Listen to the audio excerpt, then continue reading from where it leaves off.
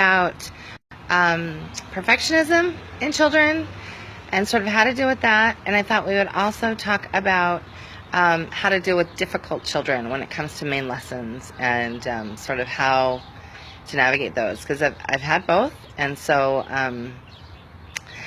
I'll just tell you how we went about it. So let's start with dealing with difficult children. Let me start by saying, so, I have 5, and my oldest is 19. He's graduated. He's done. He was never an easy child. He has autism spectrum disorder, now a healthy, happy adult, contributing member to society. And that came from me being able to really work with him through all of his years growing up. And so there were times where it was very evident that he had dug his heels in, and we had to be done. There was just nothing else that was going to happen. And so I had to be in a place where I was not riled up by that I would be okay with, all right, well, today we lost the battle, but we won the war. So, and we just had to really be in a place where I had to have my planning always really in a good place, so that we had extra days tucked into the schedule. And we usually, back when my big kids were little, we schooled 4 days a week, and that sort of worked really well. We did two-day cycles, and that allowed us to have that extra day for things like that if we needed to. Now we do 1 3-day cycle, and we have co-op, and then we have an extra day. And so we still have that built into there. Like, if it comes down to the fact that it's just not happening today, then we can sort of back off and say, well, that's all right. We'll pick it up Wednesday, or we'll pick it up Friday. And that's been super helpful. So I think that's really the number one thing I would work on if you've got a child that's more difficult. But, all of us have, even if you only have one child that isn't normally difficult, I think it's really important to plan that into your, your daily plan, to make sure that you've got enough time scheduled in there. Maybe you're having a bad day. Maybe your cycle's just like overtaking you, and you are exhausted, and you just can't, you can parent today, not very well maybe, but you can't school today. And so when I think about sort of how I incorporate all of that, it has to do with just my planning.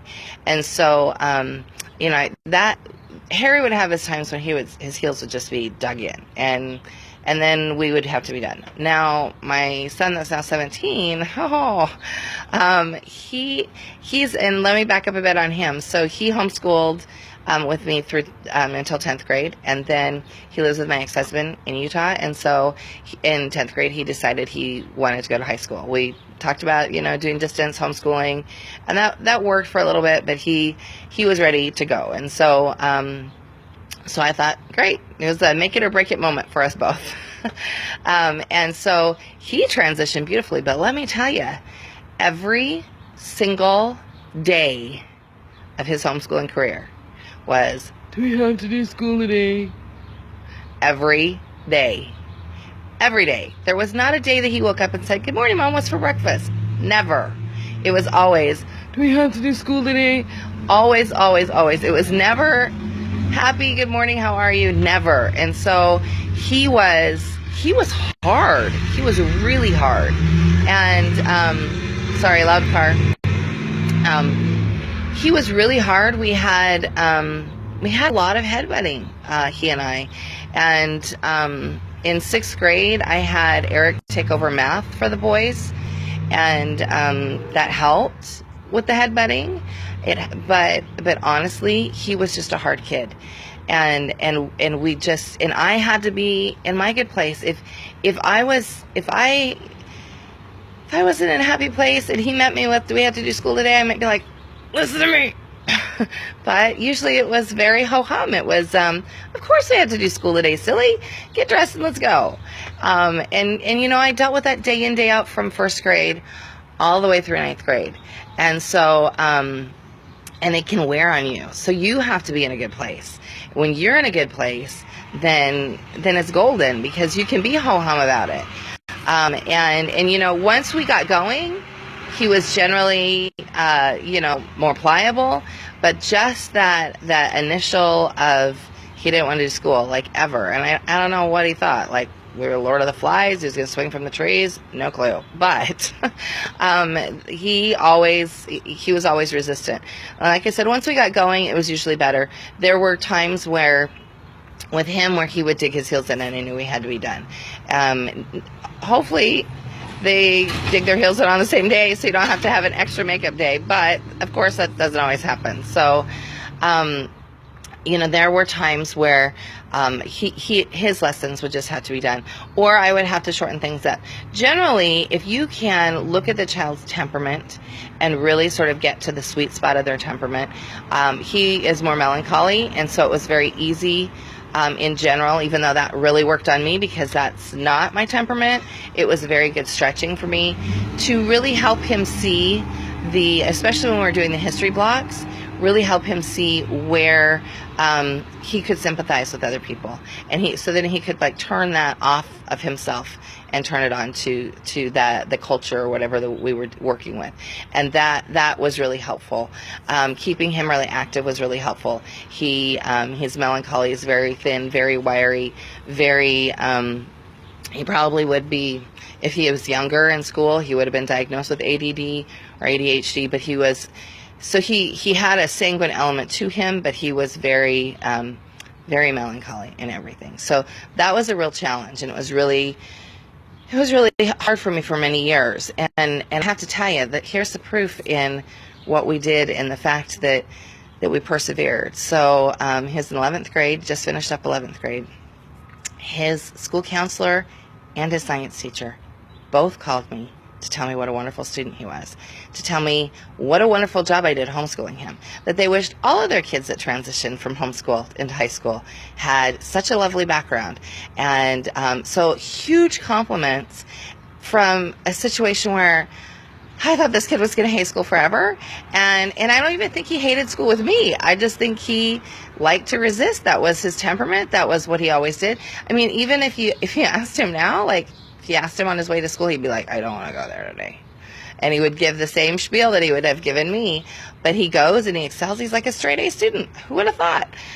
So I have to say that when you have those difficult kids, you just got to try for the long game and sort of look at the long haul, because I know they're exhausting. They're exhausting. And, when I had a toddler that didn't sleep all night, had a preschooler, and and all the other ones, to deal with Jacob asking me whether or not we had to do school for the day was just like up to here. And so I had to really stay on my game. I had to really be in a place where I was taking care of me, and I had enough me time that that I could handle it. And when he was younger, we spent a lot of time schooling at the park. When you can school at the park during the school year, usually there's no kids there. So I would pack everything up and we would go to the park, and that allowed us to, and I had parameters and boundaries on that. Okay, so we are going to do school at the park. Yes, it is going to be kind of tempting. So pick a park that maybe has a play structure but also has a field, or also has plenty of places for you to sit at the picnic table. And when we did this, we were in Idaho, so we only had September, October, maybe part of November, that we'd be bundled up in November. So we would school at the park September, October, November, and then we'd start again as soon as we could. And sometimes it wasn't until April, so it might be April, May. So we the hardest months were those ones in the middle where he needed to run. And as he got older, I was able to just say, I had to open the front door and go for a run. He would feel so much better after he went for a run. He would not be as difficult if he could get that angst that's all built up inside him. So I definitely, and I talk about that in podcasts, and I talk about that in other situations where, definitely when they're getting older, and even when they're young, that's why we do that morning walk, and we would do that morning walk and trudge through the snow even. So, as they're getting older, make them also more responsible for their own stuff. And I would just tell my boys, y'all are going for a run. It's just happening, so you can complain, but it's still happening. So get out the door, and I'd open the door and shut the door and say, see you in 20 minutes. And if you're ho-hum about it, if you're not like kind of wishy-washy, like, I'm so sorry you don't want to go on that walk today. No, just do it. Don't let them take you to that place of doubting yourself and doubting your confidence. Really just be very matter of fact about it. Those things help a lot. They help, getting that energy out helps a ton in regards to, difficult children. I hope that's helpful. If you've got a child that's more difficult in another way, send me a full detailed message about, how are they difficult? Is it just a personality clash? Because for that, I would definitely say temperament. Learn about temperament, your temperament, their temperament. How do you talk to them? How do you, how do you build that up? And, as a mom, you really have to be, sort of stand in all of them at the same time. And that can be really hard. So it takes a lot of practice. You have to be caring and empathetic, like a melancholic. You have to sort of be in charge like a choleric. You have to be sanguine enough to match them. You have to be phlegmatic enough to know when to rest and to know when to slow down. So you have to sort of stand in all those temperaments. So learning about them is super helpful, and understanding them is super helpful. And it helps you understand your children, helps you understand your partner. We have a ton of information on temperament on our site. Just do a site at Waldorf, or do a search at waldorfessentials.com on temperament, and a lot of stuff will come up. So the other thing I was going to tackle was perfectionism in children. Sorry. Stroke moment there. So perfectionism. Had a couple of those too. So I think perfectionism appears differently with different temperaments. I think that I don't think you're generally going to see it with the cholerics generally. Although you may, in that they get really frustrated that they can't do something, but they'll sort of blow off steam and then move on. I think you will see it more with the melancholics and maybe the phlegmatics than any temperament. These sanguines usually kind of get over it and just move on and go, oh, well, I can't do that, so I'm going to try, and then they forget why they were mad. So that's generally the way that goes. I think that phlegmatics will sort of get to a place where they will not want to start something if they don't think they can do it properly. Because there's that element of they need that to be in that comfort zone. So stepping out of that comfort zone is kind of a hard thing for them. So I would really make sure that you mess up a lot. I mean, and not mess up like spectacularly, but I show my kids, see, I messed up right here. This was not supposed to be a tree. And because I messed up, I turned it into a tree. Or let them, they're the ones that are going to fight you the most about doing a second draft when they're older. I don't make them do second drafts when they're younger. If they mess up, and I'm saying younger, probably under 5th grade, if they mess up, I just have them, make a heart out of it, make a flower out of it, try to not, maybe just put one line through it and then move on to the next word. I don't generally do second drafts until they're a little bit older than that, but they're the ones that will fight you the most as they get older about the second draft, and I don't always, because they focus so much trying to do your best work the first time. When I start doing the second draft, I do it out of helping them learn that they sort of have to go to this place. And it was really helpful that their dad is a newspaper reporter by trade, and so we pull out the front page and we go, see this front page story that your dad had? Do you know how many times he had to rewrite it before he had it right? And so that was super helpful for them to know that in your adult life you have to rewrite and you have to redo things, you have to edit and revise, and so our kids always saw that. They saw us revising books, they saw us revising our work and editing our work, and so that was really helpful as far as that goes. But if you've got a child that's really sort of fighting that second draft, talk about those things, and talk about those things when you're not upset and angry and frustrated. When it comes to drawing, painting, modeling, all of those things, I think the best thing you can do to help with that perfectionism is really, really learn those artistic pieces. Garbage truck. Learn those artistic pieces yourself. Get really good at them, And that way you're not floundering when you're with them. I think perfectionism comes out more when they're not confident in their teacher and who's teaching them and how they're teaching them. So if you've really got a child that is struggling with, say, block crayon drawing, look at yourself. How good are you at it? How good are you at making that landscape look the way you want it to look? And then how good are you at teaching it? And maybe you need to go back and watch Siggy's videos again and sort of see how she used the words that she uses. When she talks about gesture and she talks about sort of feeling the animal and imagining that you're feeling the animal that you're going to draw, imagining the person that you're going to draw and really thinking about it. Are you using those same words? Are you using that vocabulary as you're teaching, or are you just sort of haphazardly throwing your lesson together? I think those are the things that really help when you've got children that are perfectionists. When you've got children that aren't, they'll follow you pretty much just about anywhere.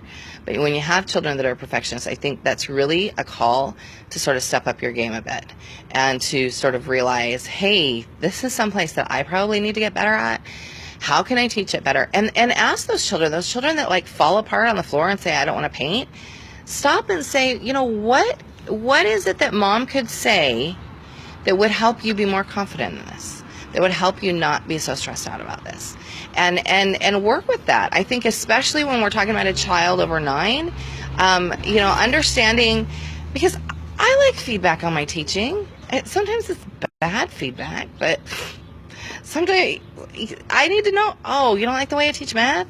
What is it about that you don't like? Or, oh, I'm not doing it for you with painting? What is it about the painting? Are you just mad because you're really struggling with getting the control of the water?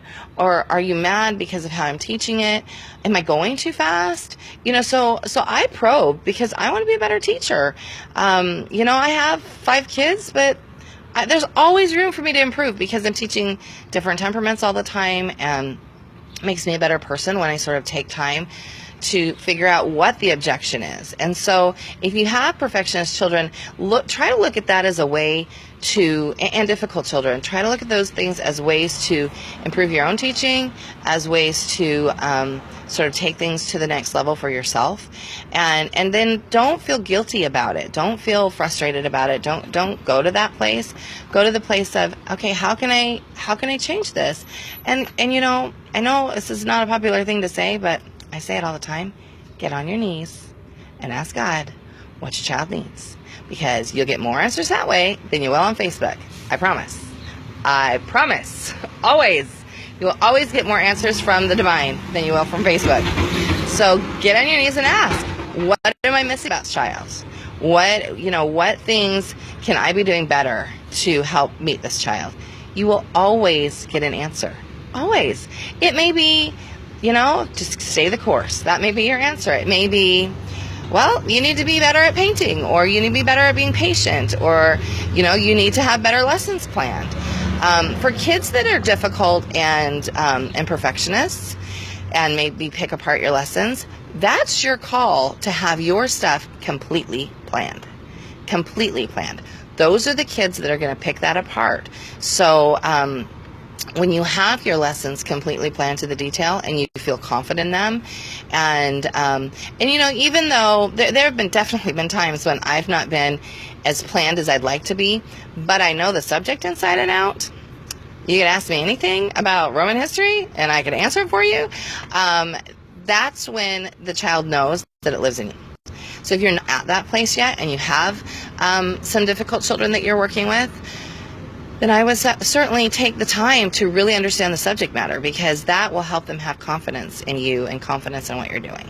So I hope you guys have a great day. Noisy. It's always noisy here in the morning. But we do have a lighting kit coming today. I'm super excited. So we'll be inside next week. And I hope you just have a good day. I hope you're having a wonderful summer or a wonderful winter, wherever you live. And join us next week, Monday morning, 6 o'clock Pacific. Have a great day. Even though it's the 4th of July, I'm still talking to y'all. Bye.